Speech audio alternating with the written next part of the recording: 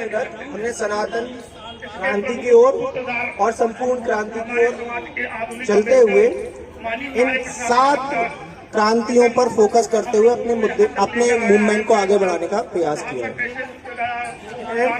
नैतिक क्रांति, धार्मिक क्रांति, आध्यात्मिक क्रांति, शैक्षणिक क्रांति, आर्थिक क्रांति, न्यायिक क्रांति और राजनीतिक क्रांति। आज भारतीय आंदोलन परिषद के नेतृत्व में आयोजित किए गए इस आंदोलन की शुरुआत में सनातन संपूर्ण क्रांति की ओर अग्रसर करने के लिए, लोगों का ध्यान आकर्षित करने के लिए आज हम इकट्ठे हुए हैं। सनातन के बारे में काफी सारी भ्रांतियां लोगों को हैं। सनातन के अंदर एक सिर्फ ना धर्म की बात है, ना एक पंथ की बात है, ना एक राज्य की बात है, ना एक देश की बात है। जब ये सनातन का हम नाम लेते हैं तो संपूर्ण संस्कृति, संपूर्ण पृथ्वी इसका भाग है। सारी विश्व की आबादी सनातन के अंदर समाहित है। इससे पहले भी जब भारतवर्ष में सनातन संप्रदाय का राज्य था तो बहुत आराम से लोग रहते थे, एक दूसरे का सम्मान पूर्वक रहते थे। ये वर्तमान राजनीति में तोड़ तोड़ के संस्कृति को, हमारी जो व्यवस्था थी, आसन व्यवस्था, जो हमारी शैक्षणिक क्रांति होती थी उसमें उस समय के जो वैज्ञानिकों ने तय किया हुआ है वो आज आपकी साइंस सिद्ध कर रही है उस चीज को। लेकिन वो कहाँ से आए थे वो वैज्ञानिक? वो इस सनातन संस्कृति की देन थे। हमारे ऊपर कुठाराघात करते हुए बार बार इस सनातन संस्कृति पे आक्रमण हुआ और अब भी आक्रमण जारी है। उसको तरह तरह से भरमाया जा रहा है। अगर इसको हमने ना बदलने के प्रयास किए तो इस देश को बड़ी भारी कीमत चुकानी पड़ेगी। आज उसकी शुरुआत है और हम सबका आह्वान करते हैं, आइए संपूर्ण विश्व के लिए, संपूर्ण मानव जाति के लिए, इसमें कोई धर्म, पंथ, कोई संप्रदाय, कोई इसमें वो बाधा नहीं है।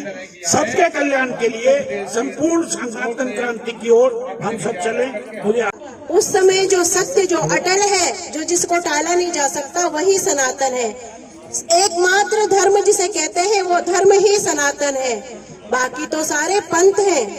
पंथ आपस में बटे हो सकते हैं लेकिन धर्म एक ही है जो सनातन है, जो मानव है, जो प्रकृति, पर्यावरण, पक्षी, पशु, सूर्य, भगवान सूर्य जो है वो सनातन है। तो कैसे हम लोग बांट सकते हैं कि ये इस धर्म का है, इस धर्म का है? हिंदू, मुस्लिम, सिख, ईसाई सभी सनातन की ही उपज है और इस सनातन शब्द को लेकर किसी प्रकार का मतभेद नहीं होना चाहिए। आज जब इस को लेकर जो विघटन की स्थिति आई, लोगों ने सनातन को एक केवल हिंदू धर्म मान करके यहीं तक रोक दिया और अपने को अलग अलग करके बढ़ावा दे करके हम ये, हम वो, तो ये विघटन हुआ संस्कृति का धर्म के नाम पर। तो इसी प्रकार हम कहते हैं कि जो इस समय आज के परिदृश्य में हम देख रहे हैं कि आए दिन नैतिकता का ह्रास हो रहा है, धार्मिक तौर से लोग बटे हुए हैं आपस में, और आर्थिक क्रांति, न्यायिक क्रांति और राजनीतिक क्रांति जैसे इस प्रकार से यहाँ पर कुछ बिंदुओं पे लेकर भारतीय आंदोलन परिषद यहाँ पर धरना कर रही है, प्रदर्शन कर रही है। तो ये केवल एक पंथ के लिए नहीं बल्कि पूरे समाज के लिए, पूरे राष्ट्र के लिए, पूरे विश्व के कल्याण की कामना करते हुए कर रही है। अभी 2 दिन पहले ही एक आपस में कुछ पार्टियों का झगड़ा हो जाता है। तो वो झगड़ा क्या होता है कि मैं श्रेष्ठ और मैं श्रेष्ठ, महिलाओं को पकड़ करके मारा जाता है। ये आखिर क्या है? ये नैतिक पतन है ना, ये राजनीतिक पतन भी है। तो इस नैतिक पतन और राजनीतिक पतन का सीधा सीधा असर होता है हमारे समाज पर, जिसे सामाजिक पतन होता है। इसी प्रकार से जो राष्ट्र समाज इसका पतन करने की, पतन की ओर बढ़ते जा रहे हैं, इसको रोकने के लिए ही, इसके लिए ही सात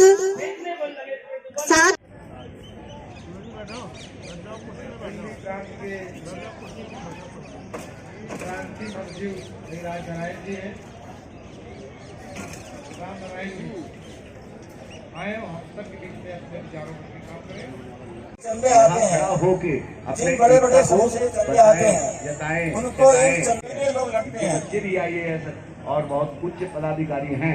अगर वो अपने खर्चे से चुनाव लड़ रहे हैं तो राजनीतिक दलों को भी बहुत ही सार्थक है, सराहनीय है और ऐसा हमने बहुत कम लोगों को देखा है। मैं इन्हीं शब्दों के साथ आपसे अनुरोध चाहता निर्दलीय हूँ। उम्मीदवार जब खुद अपना चुनाव प्रचार करता है तो जाहिर सी बात है कि राजनीतिक दलों को भी जो सरकार में बैठे मंत्री हैं कम से कम उनको चुनाव प्रचार पर रोक लगनी चाहिए, नहीं तो वे चुनाव में जीतने की जो संभावना है वो निष्पक्ष और बराबर नहीं है। चौथा, हमें प्राप्त न हो जाए। बहुत अच्छा संदेश दिया है कम शब्दों में। अभी हम लोग यहाँ खाना खा रहे थे, कि आपने इसमें मुख्य रूप से दो लोगों की मेहनत लगी हुई है, एक किसान और एक मजदूर।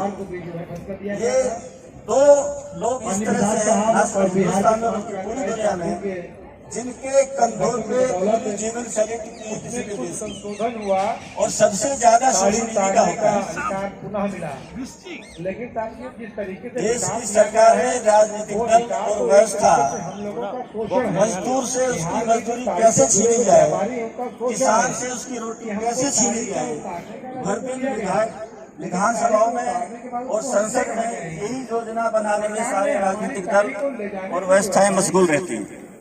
और जैसे ही हम तारीफ उतार के अपने घर पे अपने भरोसे रखते हैं, विधायिका, कार्यपालिका और न्यायपालिका और दूसरी जितनी भी पालिकाएं हैं, इनके जो मोटे मोटे जिनकी तनख्वाहें हैं, मोटे मोटे जो इनकी जो अन्य सुविधाएं हैं, जो वेतन भत्ते हैं, आप जरा ध्यान से देखिए कि वो किसान और मजदूर के संदर्भ में इनके वेतन और भत्तों की क्या अवस्था है। लगभग स्पष्ट दिखता है कि ये कानून की आड़ में, वेतन भत्तों की आड़ में सीधे सीधे पैसे की लूट है। उनके बच्चों का भरण पोषण कौन करेगा? जो मुख्य जो आधार देते हैं किसी भी देश को, ये दो वर्ग किसान और मजदूर, आप उनका मेहनताना या उनको जो मिलता महीने का उसको देख लीजिए, और जो न्यायालयों में बैठे हुए हैं, जो विधायक और कार्यपालिका में बैठे हुए समाधान के लिए मुझको लगता है कि आज जितने लोग यहाँ पर बैठे हैं, हम लोगों ने यह आंदोलन का शुभारंभ किया है। जिससे लोग अपनी ताकत का अंदाजा अपने आप को लगा लेंगे। यह आंदोलन जान लेंगे सतत चलने वाला आंदोलन है। बिहार में ताली के कारोबारियों को ही नहीं बल्कि यह संघर्ष पूरे भारत में रहने वाले समस्याओं के निदान तक, उसके समाधान तक चलने वाला यह धरना है। ये अहिंसक धरना है, ये सत्य पर आधारित धरना है, यह मानव कल्याण के लिए धरना है।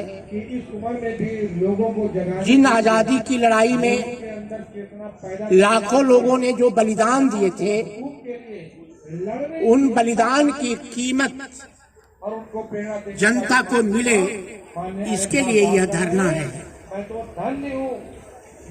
इस देश में जिस दिन के लिए, जनता की जिस सुख सुविधा के लिए, जिस न्याय के लिए, हर हाथ को काम देने के लिए, हर खेत को पानी देने के लिए जो एक लंबा संघर्ष हुआ, उस संघर्ष का जो एक परिणाम बना, आज 75 वर्षों की आजादी के बाद भी आज यहाँ की मानवता परेशानियों से घिरी हुई है। उनके परेशानियों की गिनती नहीं की जा सकती है, लेकिन थोड़े में देश के बड़े पदाधिकारी, यहाँ के शिक्षक, यहाँ के कर्मचारी और यहाँ की आम जनता में जब नैतिकता हो जाएगी, जब उस नैतिकता की पुनर्स्थापना करने में हम लोग सफल हो जाएंगे, तो आधे से अधिक समस्याओं का समाधान स्वयं हो जाएगा। अब ये क्या नैतिकता है कि बहुत दयनीय है। इस देश में आजादी के 50 उनको कोई काम नहीं है। उनका जो श्रम बेकार में जा रहा है, वो श्रम शक्ति देश की शक्ति थी। देश के शक्ति के निर्माण में, इस देश के निर्माण में उसका उपयोग होना चाहिए था, लेकिन वह व्यर्थ में बर्बाद हो रहा है। इसके लिए सरकार के पास कोई योजना नहीं है। यह सरकार उस पर विचार भी नहीं कर रही है। वादे तो करती है लेकिन उसकी पूर्ति नहीं करती है। इतनी बड़ी श्रम शक्ति जो इस देश की बर्बाद हो रही है, इसकी रक्षा के लिए, हर हाथ को काम दिलाने के लिए, सुयोग्य लोगों को उसके योग्य काम दिलाने के लिए यह आंदोलन है। इस देश के किसान जो संपूर्ण देश के लोगों को, चाहे वो व्यापारी हो, चाहे कर्मचारी हो, चाहे वह सरकार के लोग हो, चाहे वह राजनेता हो, सांसद, विधायक, मंत्री हो, सब लोगों को भोजन इस देश के किसान देते हैं। लेकिन उन किसानों के साथ एक तरफ